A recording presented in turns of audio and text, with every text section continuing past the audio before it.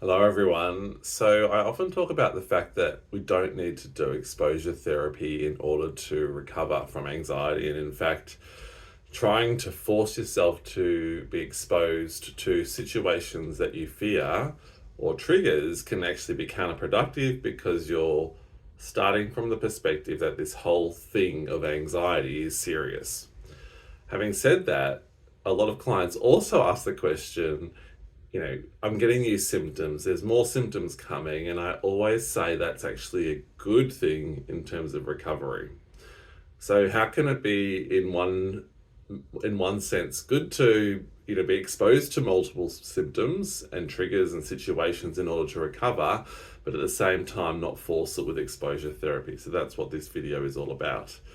So again, with exposure therapy, if we're forcing ourselves to go outside, to go to that social situation purely in order to try and overcome the thing we fear, then we're already taking anxiety very seriously. We're already very fearful of it, and we perhaps don't understand what sensitization is.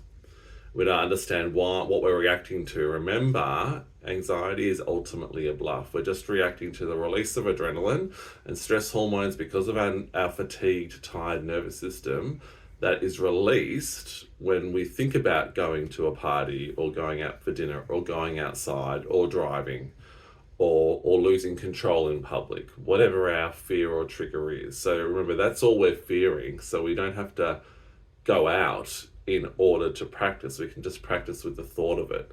And if we would like to drive anyway or go to the shops anyway because that's what we want to do to live our life, then we practice as we go. But we don't need to create these artificial situations, which creates a lot of tension and anxiety anyway.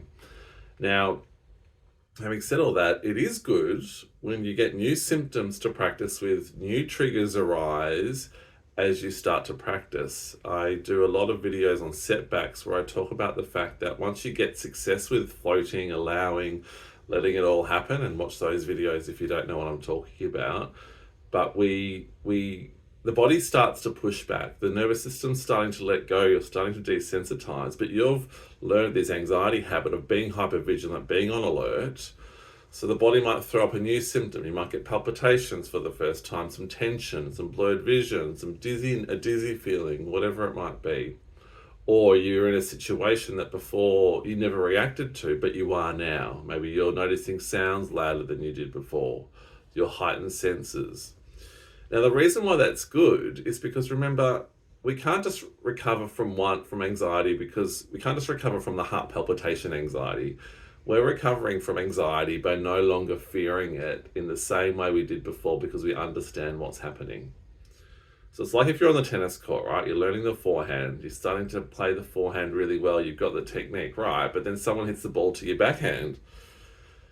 What do? So you can't just recover with the forehand, if you like. If you think about, we just can't practice with one symptom and hope that takes care of everything else. There has to be enough practice with multiple different symptoms or situations so you start to really, really believe and learn, oh, this is all just anxiety.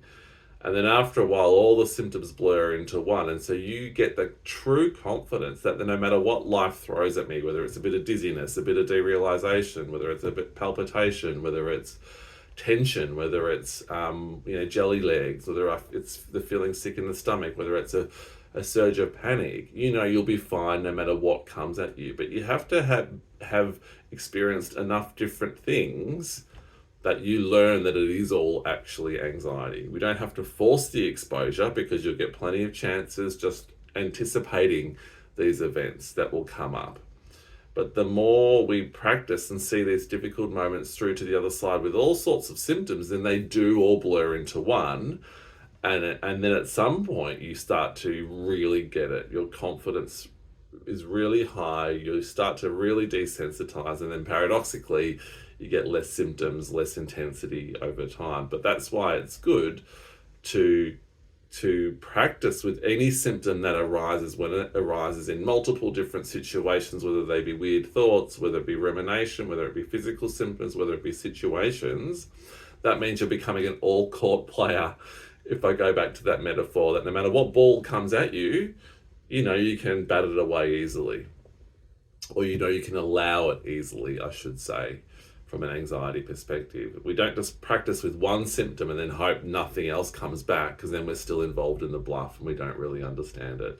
So again, that's why, even though we don't have to force it through artificial exposure therapy, when we naturally practice with all the different variations of anxiety and symptoms that arise, that's where we build true confidence, and that's why it helps us to recover fundamentally. If you've got any questions on that, let me know, but I hope it helps. Take care.